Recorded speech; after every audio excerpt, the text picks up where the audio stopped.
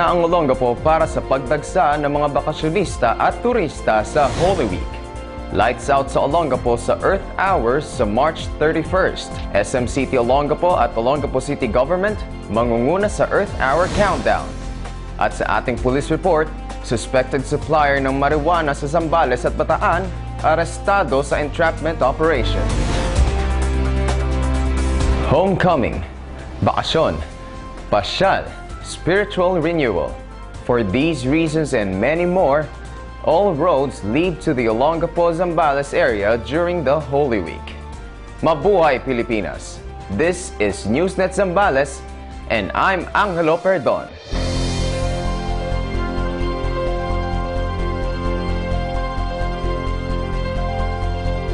Handa na ang Olongapo para sa libo-libong inaasahang dadagsa sa darating na Holy Week.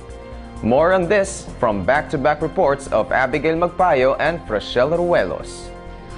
Nalalapit na ang Semana Santa, kaya't kasado na ang iba't ibang ahensya ng Olongapo City para sa Oplan Sumvac ngayong taon.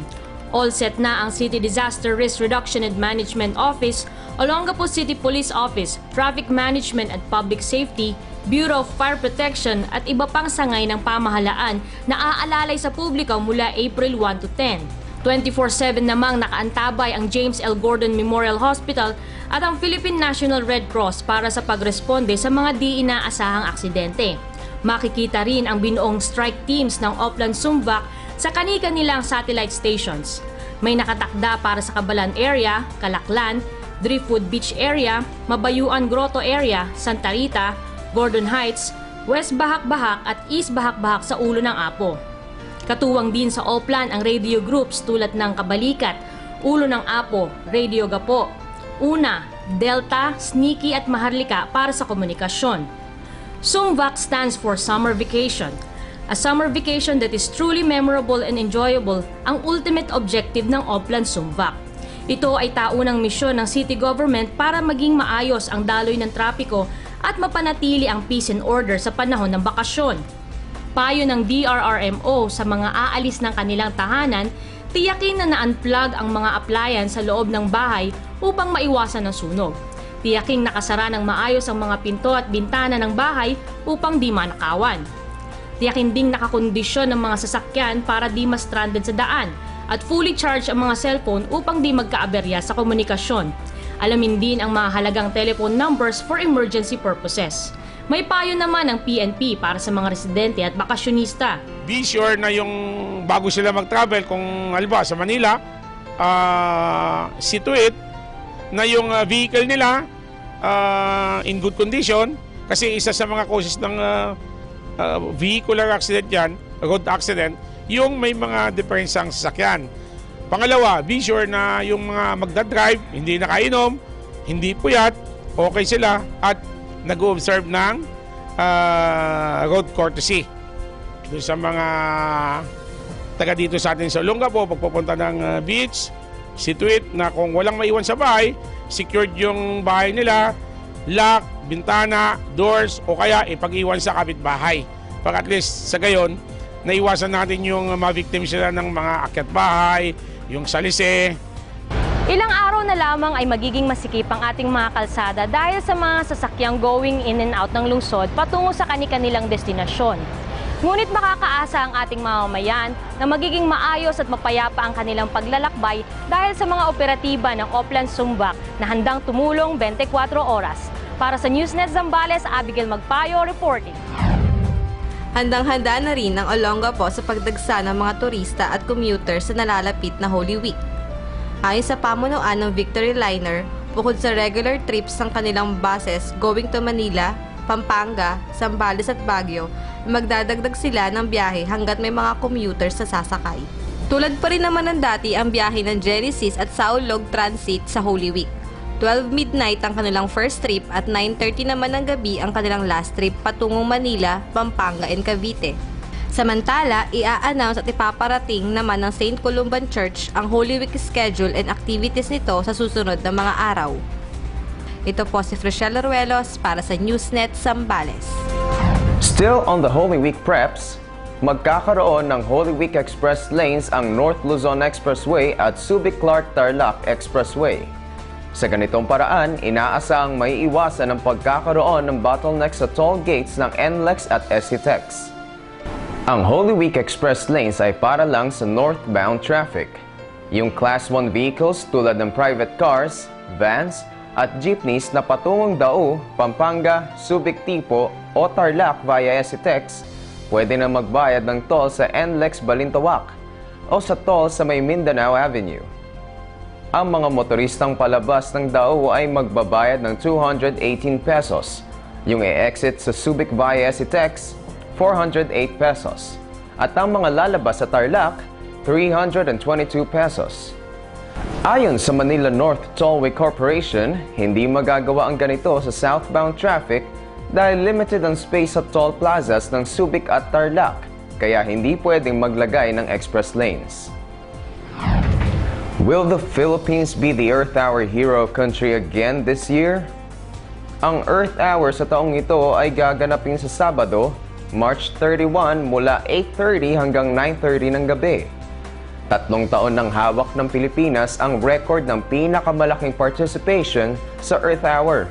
Kaya ang Pilipinas ay binansagang Earth Hour hero country.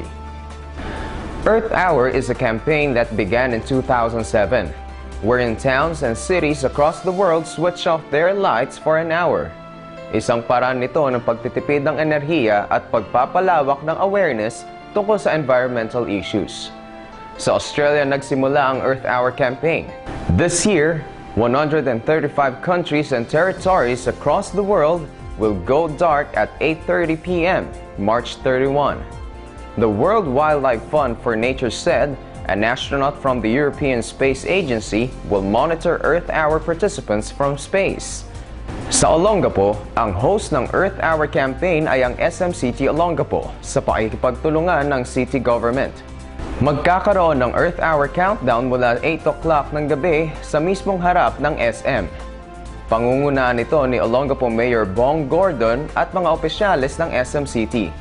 Mayor Gordon has challenged Olongapeños to go beyond supporting the 1-hour switch-off and make energy conservation a way of life. Noong January, nakatanggap ang Olongapo ng 25 million pesos na cash reward mula sa Department of Interior and Local Government. Ito po ay kaugnay ng Seal of Good Housekeeping, isang parangal na iginawad sa Olongapo bilang pagkilala sa transparency at good governance ng ipinamalas ng city government. Ilang buwan pa lang mula nang matanggap ng Olongapo ang cash reward, pero nakikita na ito ng bayan sa road repair at drainage projects ng City Engineering Office. Ang detalye mula kay Sarah Jane de los Santos. Inireport ni Olongapo City Engineering Office Chief Bobby Alvarez ang accomplishment ng nasabing departamento as of March 8, 2012. Kabilang sa mga natapos ng projects ng City Engineering Office ang road concreting ng 23rd Street sa West Bahak-Bahak, Liwanag Street sa Pura 4, New Cabalan, Teachers Village sa New Cabalan, Pag-asa Street sa New Cabalan, at Payudpod Street, Iram Road, New Cabalan. Kabilang na rin ang construction at concreting ng drainage system sa Jones Street, New Calalake. Kasalukuyan namang tinatapos ng Engineering Office ang sumusunod na projects. Ang concreting ng daan sa Davis 1 Street, New Manicain, at ang drainage system sa Barreto Street sa East Bahak-Bahak.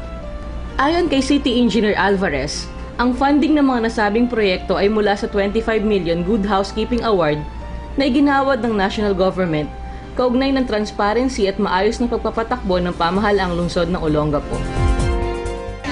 Natutuwa kami, nasisiyahan kami. Maraming salamat kay Mayor sa ginawa niya dito sa aming daan. Talagang maganda yung nangyari niyan. Sa tingin ko lang maganda talaga. Naayos naman, papakinabangan, maganda. No? Kasi dati binabaha naman yan.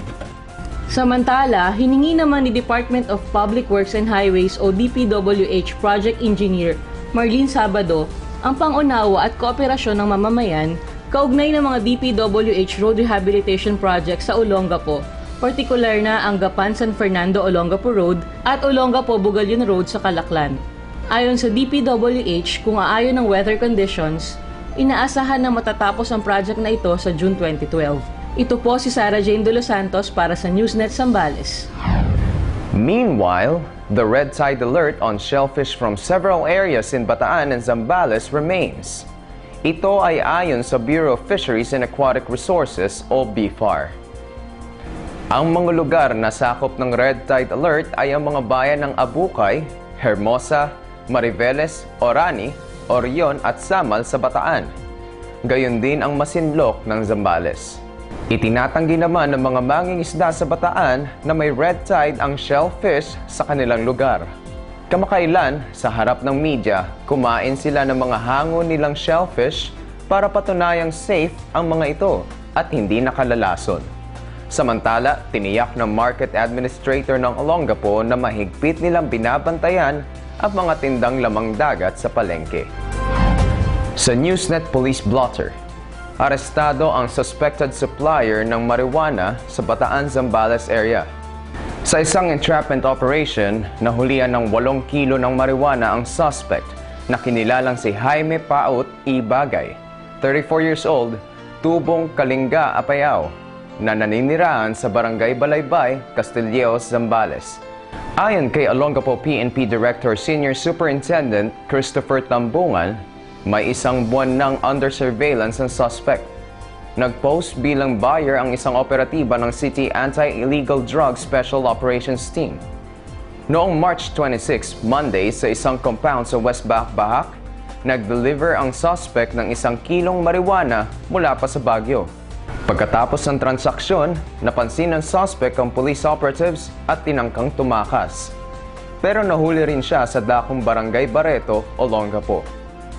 Ang operation ay isinagawa sa tulong ng Philippine Drug Enforcement Agency Olongapo Zambales team. Na-trabador siya ng Hanjin. But other than that, may illegal na gawain din siya. At yung katransaksyon niya doon, yun nahuli naman ng mga bata ni Captain Fernandez sa Station 3. Siya po naman nahuli namin doon. Then siguro gustong kumita habang kahit nakakulong na sila, yun, nautusan daw siya. But I doubt kung talagang totoo ang story nito. Mag-isip-isip na kayo, magbago na kayo. Mag-iba na kayo ng hanap buhay. At mamalasing kayo.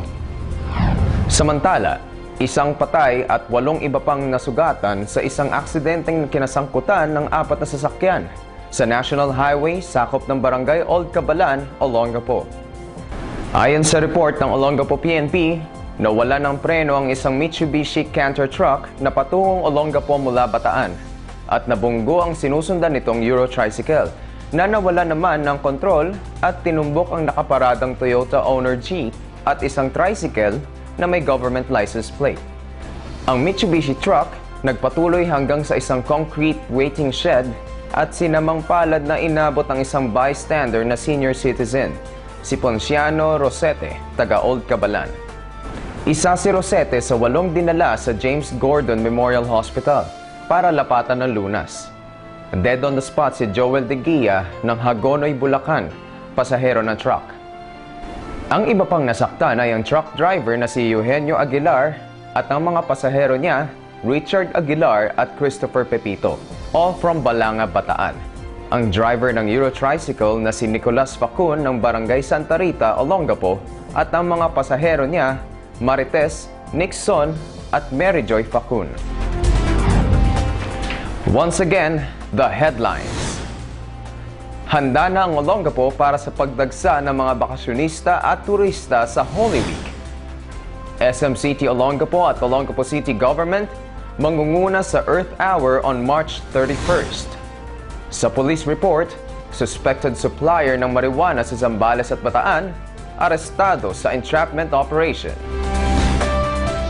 Ito po ang ulo ng mga balita sa nakalipas na 1 linggo, dito sa Olongapo at mga karatig bayan sa Zambales. Samahan niyo po kami dito sa Newsnet Zambales every Wednesday at 10 in the morning and at 12 noon, with replays on Thursdays and Fridays at the same time. Dito po sa SBC TV 22 at sa Channel 78 sa Cable TV ng Olongapo. Angelo Perdon po ang inyong tagapagbalita. dito sa TV22, ang inyong Kaibigan TV.